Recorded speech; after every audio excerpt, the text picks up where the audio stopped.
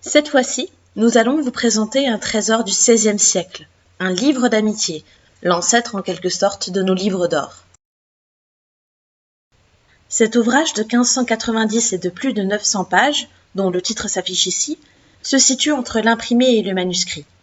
600 pages de portraits d'hommes illustres et 300 pages de petits mots manuscrits se succèdent dans l'ouvrage. Il appartient au fonds Armand Weiss, déposé par la Société industrielle de Mulhouse à la bibliothèque municipale.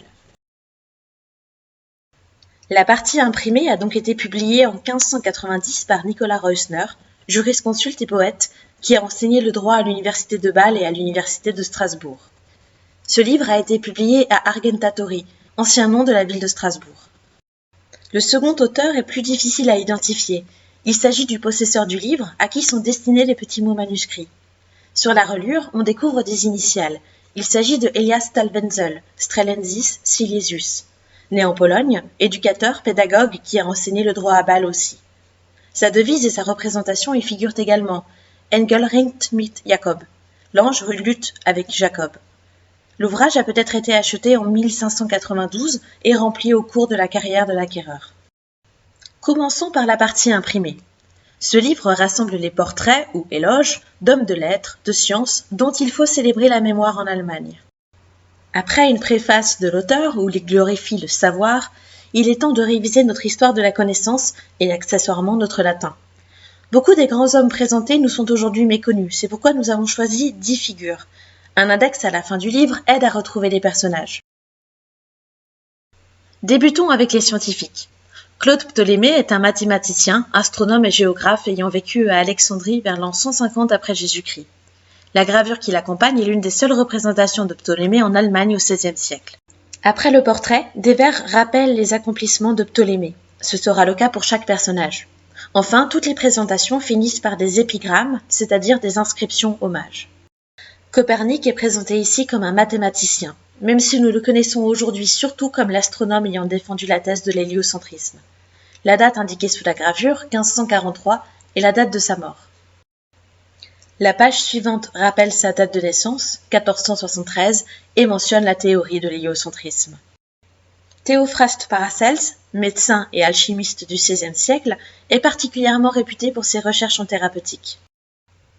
Vézal est un médecin aussi très connu, médecin de l'empereur Charles Quint, ici qualifié de Caesarus pour son statut d'empereur. Vézal est considéré comme l'un des plus grands anatomistes de la Renaissance.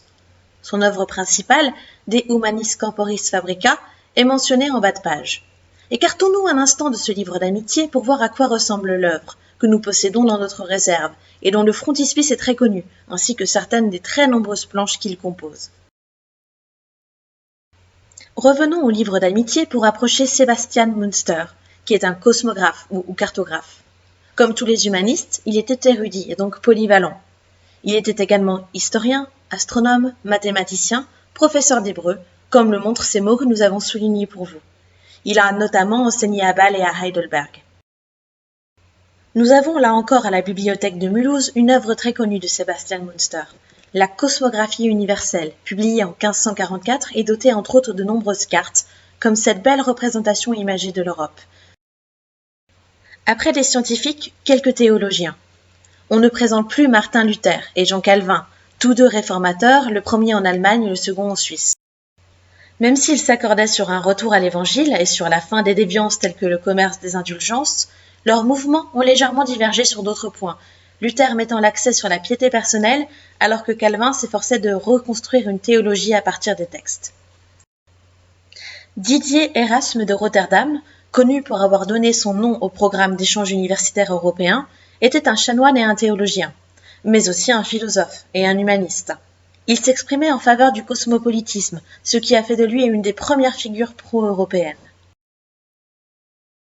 Les 5 pages d'épigrammes qui suivent, plus que pour toute autre figure du livre, ainsi que plusieurs pages d'inscriptions manuscrites relatives à Erasme, prouvent sa popularité et l'estime qu'en avait la communauté savante d'alors. Pour finir, 2 hommes de lettres. Sébastien Brandt est un humaniste et poète, dont nous célébrons cette année les 500 ans de la mort. Né à Strasbourg en 1458, il est connu pour son œuvre La Nef des Fous, Das Narrenschiff, illustrée par Dürer dont nous possédons plusieurs exemplaires. Nous en voyons ici la page de titre avec sa gravure et un début de chapitre. Il y recense et décrit en vers plusieurs types de folie et dresse ainsi un portrait ironique de la société humaine. Pour finir, Beatus Rhenanus, historien alsacien que vous connaissez peut-être car il a donné son nom à la bibliothèque humaniste de Sélestat. Ami d'Erasme et de Sebastian Brandt, entre autres, propagateur des idées de Luther, il a légué l'intégralité de sa bibliothèque à la ville de Sélestat, où on la retrouve encore aujourd'hui. Regardons maintenant la partie manuscrite de l'ouvrage. À la fin de certaines présentations de savants, ont été ajoutées des notes en rapport avec les réalisations du grand homme en question. Pour Erasme, une très belle inscription lui rend un bel hommage. Ces inscriptions proviennent de personnes rencontrées par le possesseur du livre, Elias Stalwenzel. D'autres inscriptions reprennent des citations d'auteurs majeurs, comme celle-ci. Après l'index de fin de volume, 48 pages au départ blanches ont été remplies de mots des amis rencontrés par Elias au cours de ses voyages ou de sa carrière. Revenons sur quelques inscriptions trouvées tout au long des 970 pages de l'ouvrage. Même si une grande partie des petits mots sont en latin, langue pratiquée couramment dans les milieux érudits au XVIe siècle, comme ici un poème sur Luther, on trouve aussi du grec, fréquemment mis au départ d'un témoignage, en tant que référence. Il y a également quelques phrases de français, une citation « Le vivre en délice est chose servile, et travailler chose royale », citation de Plutarque, ou encore ces quelques vers non identifiés. Des notes ou citations en hébreu figurent également ici et là. Cela donne l'image d'une Europe érudite, multilingue, connaissant parfaitement les auteurs classiques, mais aussi les penseurs contemporains. Avant de conclure, concentrons-nous sur 3 particularités de cet ouvrage, dans l'ensemble très sobre pour un livre d'amitié. Cette page est un collage, et contraste par ses couleurs avec le reste du livre. On y retrouve l'aigle allemand et les couleurs noir et or sur l'aile à gauche, couleur de l'empereur du Saint-Empire germanique. Cette page comporte des portées musicales. Comme elle est en vis-à-vis du portrait de Roland de Lassus, compositeur, cette énigme musicale est un hommage à l'artiste et témoigne de l'ingénuité de son auteur. Dernière particularité, les dédicaces explicites au possesseur de l'ouvrage, Elias Stalwenzel. On en trouve quelques-unes au fil de l'ouvrage. Cette dernière fait explicitement référence à l'amitié liant Elias à l'auteur du message. À droite, un amico sincero mentionne l'immense savoir d'Elias Stalwenzel.